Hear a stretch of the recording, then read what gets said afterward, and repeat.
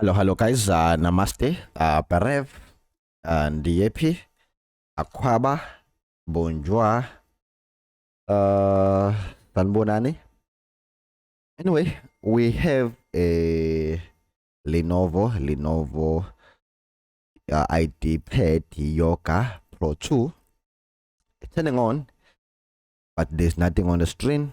And then the keyboard light flashes and some power button flashes as well.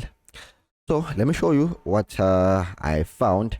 So here, there's some sort of a bump on those capacitors. So what I did was I flipped the board and I removed the heat sink. So underneath the heat sink, there is a chip there. So I believe the chip right there is the one creating power for what? For the CPU. Okay, so this chip creates two powers for what? For CPU. We have two cords right there, and we have that big chip right there, which we trade what? The V core for the CPU. So it's physically bends, it's bends, and the way it bends, I don't think I'll be able to solder. Oh yeah, I can actually. We can. Let me check something.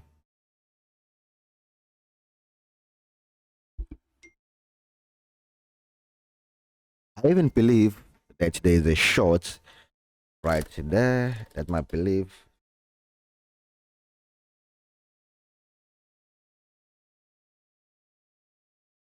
Yeah, boy.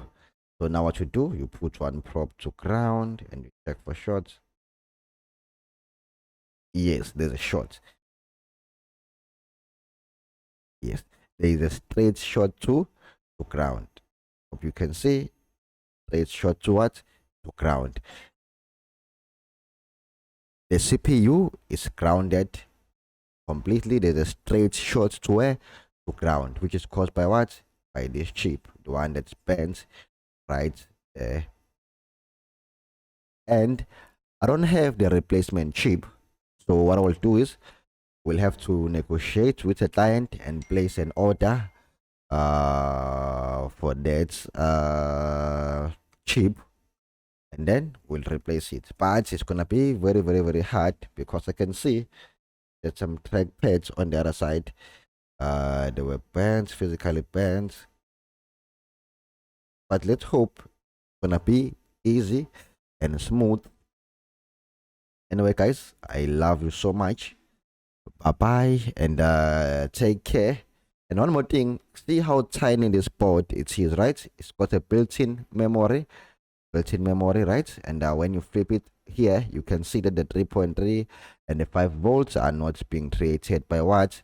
By two MOSFET. They used these chips. Okay, that's why the tech is improving to make board much more smaller and smaller.